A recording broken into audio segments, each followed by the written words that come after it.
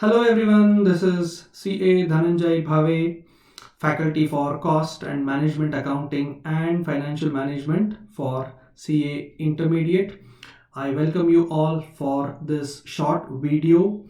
In fact, we're doing series of videos on labor chapter in CA Intermediate Costing, and this is the continuation of that.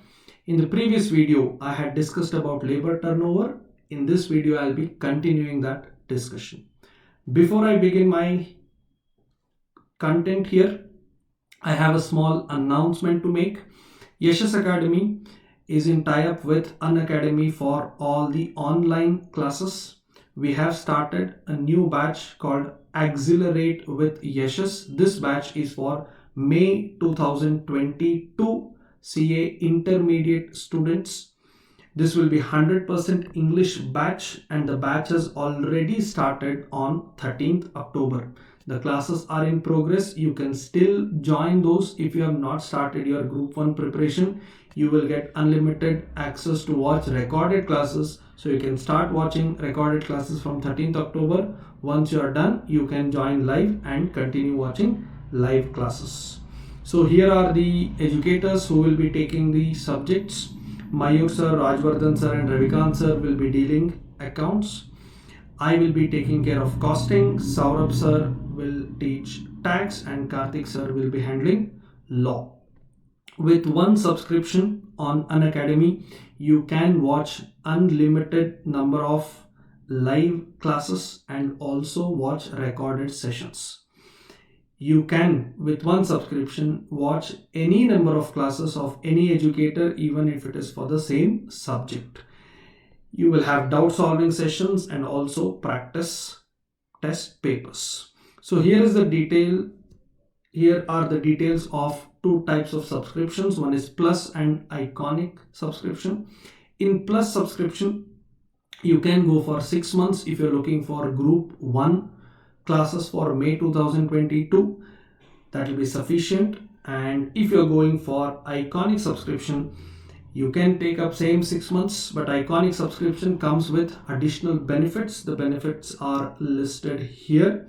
So you will get one-to-one personal doubt solving sessions, evaluated test series, printed books, and so on. I will be sharing this PDF in the description below. You can download it and go through this. Yeah. Now all those who are planning to take subscription, please use code YESHAS at the time of fee payment. You will get 10% discount. YESHAS is the discount code, coupon code that you can use and avail attractive discounts. Right. So here we are for today's discussion. In my previous video, I had discussed labor turnover theory. What is labor turnover, reasons for labor turnover, and effects of labor turnover. In this video, I will be covering 3 different formulas using which you can measure labor turnover. First formula is separation method. In this method, we consider number of employees left during the period. This includes employees resigned and employees discharged. Now separation, this is the key word that you should remember. Separated means what? Employer and employee are no longer connected to each other. Either employee has resigned or employer has removed that employee. Either way, the relationship will not continue once they are separated. Simple? In simple, all those who are going out of the company, whether they are resigning and going or whether employer has asked them to leave and go. What is the formula? Labor turnover rate is equal to number of separations by average workers into 100. Now, when I say average number of workers, this is number of workers at the beginning of the period, number of workers at the end of the period. Beginning of the period, end of the period divided by 2. Example, if you're talking about financial year, then number of employees on first day of the year, 1st April, and number of employees on the last day, 31st March, add both, divide by 2, you get average. If you are calculating for a month, then first day of the month, last day of the month, as simple as that. Into 100, so your answer will be in percentage terms. Second one, replacement method. The name itself is very clear. In this method, we consider actual replacement made. Now, when will you consider something as replacement? Someone was working, that employee has left, so there is a vacancy. So to fill the vacancy, we have hired an employee. This is replacement. Many students go wrong here. Now please think, if we have 6 branches and we are planning to open 7th branch, for the 7th branch, if we are hiring some employees, is that replacement? Answer is no. Replacement is possible only if there is a vacancy. And how will you create a vacancy? Someone was there and that employee has left. Now you have a vacancy, right? See this. Replacements are made to fill the vacancy created by separation. However, number of separation need not be equal to number of replacement. Why? 7 employees have left. That doesn't necessarily mean you will hire 7. You may hire 10 new people, or you may hire just 5 new people. So the answer need not be same. It is important to note that new employees hired on account of expansion plans should not be considered here. This is what I told you. You already have some branches. You are planning to open a new branch. For the new branch, you hire people. That's not replacement. Why? See this. In real sense, they are not replacements. When will you count something as replacement? There should be a vacancy and you should fill. Here there is no vacancy. Where is replacement?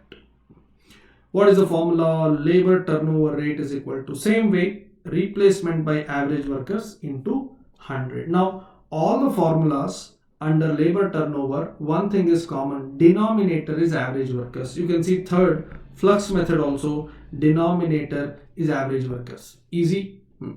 So separation method, numerator is separation. Replacement method, numerator is replacement. Simple. Flux method, this is a combination of everything. See this. Under this method, labor turnover is computed by taking into consideration separation, replacement and new joinees. Separation is there in first formula, same numerator. Add even replacement which is there in second formula, also add new joinees.